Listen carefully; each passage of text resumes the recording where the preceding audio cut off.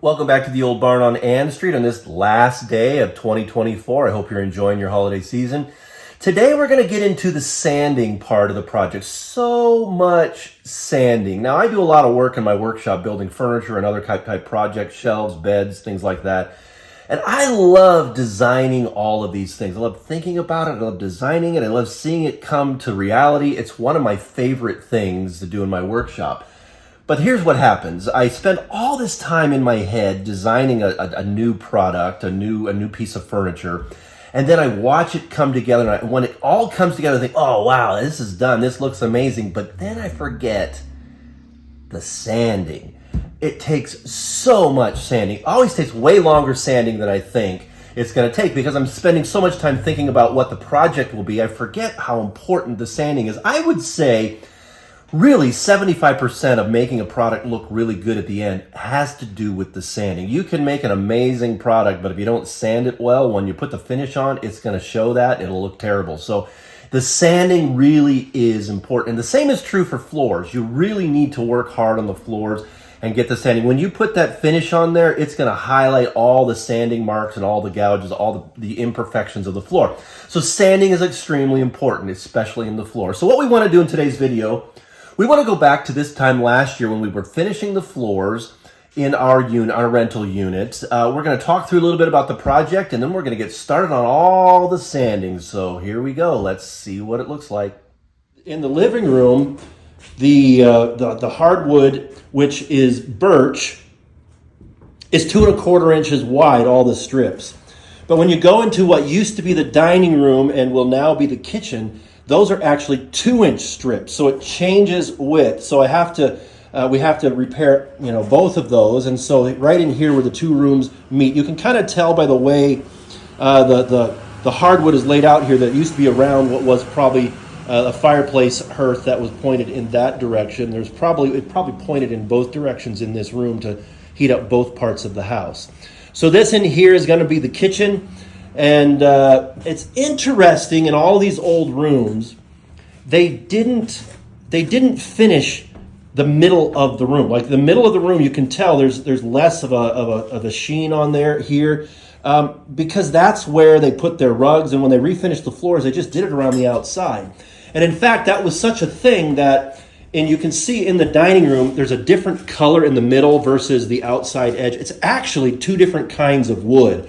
The main kind of hardwood in this room in the house is birch, but in the middle you can see once it's sanded down, it's two different kinds of wood. So the square piece that has a different look to it, that's pine. And because they just didn't spend as much money or do as much work there, because in the middle of the room is always where they had their rug. So it was only around the outside edge that they did their finishing. But what we're going to do is we're going to sand down everything, get it down to the bare wood like we are almost there here.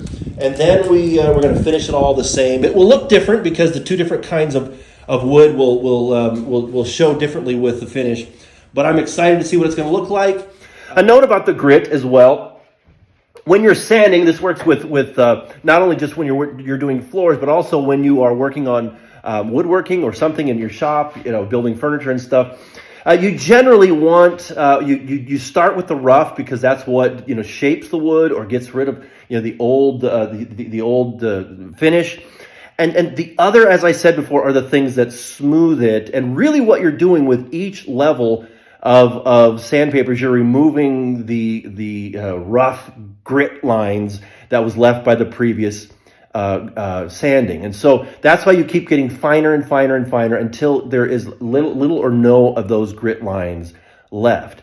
And a good rule of thumb is when you're using, let's say, 40 grit, whatever kind of sandpaper you're using, whatever number. Now that number, I think it refers to how many grains there are that fit like a certain amount, like a square centimeter, square inch, I don't remember. But the smaller the number means the less number of things it takes to fill up that square inch or square centimeter, and that means they're bigger pieces. So if it's only 40 pieces in that, they're big. And so what you do is, when you go to 60, 80, 100, the grit gets getting smaller and smaller as you go. And so a rule of thumb is when you have 40, The next one you want to go, you don't want to jump up more than 50%. In other words, 50% of 40 is 20. You add those two together. You don't want to go higher than a 60 grit. And then when you're finished the 60 grit, 50% of that is 30, you could jump to a 90 grit. We don't have a 90 grit, so we're going to jump just to 80 grit, which is less than that, which will do the job. And then from 80, you could jump to 120, but the drum sander didn't have 120. It only came up to 100 grit at the rental place where we had. So that's why we're going 40, 60, 80, 100. And all of that it sounds like a lot of work. It is a lot of work, but it's also that not only do you remove the old surface, but it's going to be nice and smooth and ready to receive the new finish when we're done. So here we are. We're keeping at it. This is a lot of fun and a lot of work. So here we go.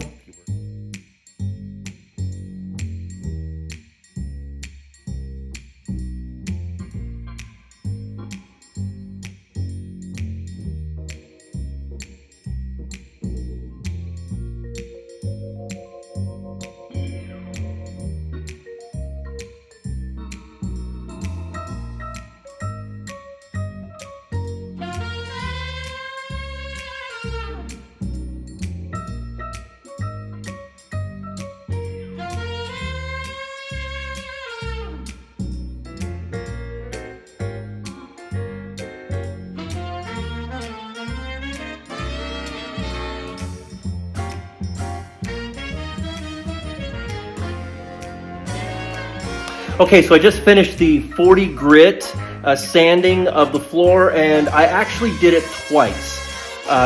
Two times through with the 40 grit. The first time through took about 12 of those of the drum sandpapers because it just kept getting gummed up with the old finish, and that was that was the main purpose of that. But I went ahead and did it a second time so I could do the floor without having to worry about things gumming up, and the sandpaper was didn't gum up, and it was a much cleaner, much better, so I could pay more attention to the surface and make sure everything was good and prepared for the other levels of sandpaper. It's coming along. I think the floors do look awesome. You can see what the original color of the bare wood looks like when they first put it in, I don't know, 200 and some years ago. It's looking awesome. I can't wait to see what it's going to look like when we're done. So we're almost there. And by almost, of course, I mean there's still a lot more sanding, which is what we're going to do tomorrow. So don't forget to come and join us again tomorrow on the next day of sanding week in the old barn on Ann Street. Until then, hey, tomorrow's the beginning of 2025. So I hope you have a happy new year and it all begins well. But why not start the new year with an episode of the old barn on Ann Street? I'll see you tomorrow.